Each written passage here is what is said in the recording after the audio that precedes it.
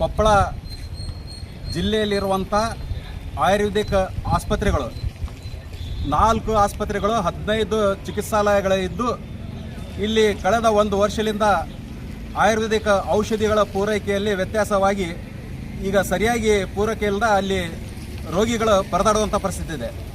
ಈ ಹಿನ್ನೆಲೆಯಲ್ಲಿ ನಾವು ಇವತ್ತು ಜನಪರ ಸಂಘಟನೆಗಳ ಒಕ್ಕೂಟದಿಂದ ನಮ್ಮ ಸ್ನೇಹಿತರಾದ ಶರಣು ಗಡ್ಡಿ, ಮಂಗಳೇಶ್ ರಾಠೋಡ್ ಅವರೊಂದಿಗೆ ಸರ್ಕಾರಕ್ಕೆ ನಾವು ಮನವಿ ಪತ್ರ ಕೊಟ್ಟಿದ್ದೇವೆ. ಈ ಮನವಿ ಪತ್ರದಲ್ಲಿ ಮುಖ್ಯವಾಗಿ ನಾವು ಜಿಲ್ಲೆಯಲ್ಲಿ ವಾರ್ಷಿಕ 24 ಲಕ್ಷ ಬೆಲೆ ಬಾಳುವಂಥ ಔಷಧಿ ಪೂರೈಕೆ ಮಾಡ್ತಾಯಿದ್ರು. ಆದರೆ ಇತ್ತೀಚೆಗೆ ಈ ಒಂದು ಬೇಡಿಕೆ ಹೆಚ್ಚಾಗಿದೆ, ಜನಸಂಖ್ಯೆ ಹೆಚ್ಚಾಗಿದೆ, ಬೇಡಿಕೆ ಹೆಚ್ಚಾಗಿದೆ. ಹೀಗಾಗಿ ನಮ್ಮ ಕೊಪ್ಪಳ ಜಿಲ್ಲೆಗೆ ಇನ್ನೂ ಹೆಚ್ಚಿನ ಔಷಧ ಬೇಕಾಗಿದೆ. ಸುಮಾರು 1.5 ಕೋಟಿ ರೂಪಾಯಿ ಬೆಲೆ ಬಾಳುವಂಥ ಔಷಧ ನಮಗೆ ಪೂರೈಕೆ ಮಾಡಬೇಕಾಗಿದೆ. ಆ ಬೇಡಿಕೆ ಸಹಿತ ನಾವು ಇವತ್ತು ಜಿಲ್ಲಾಧಿಕಾರಿ ಮೂಲಕ ಮುಖ್ಯಮಂತ್ರಿ ಹಾಗೂ ಸರ್ಕಾರದ ಪ್ರಧಾನ ಕಾರ್ಯದರ್ಶಿ ಅವರಿಗೆ ಮನವಿ ಪತ್ರ ಸಲ್ಲಿಸಿದ್ದೇವೆ.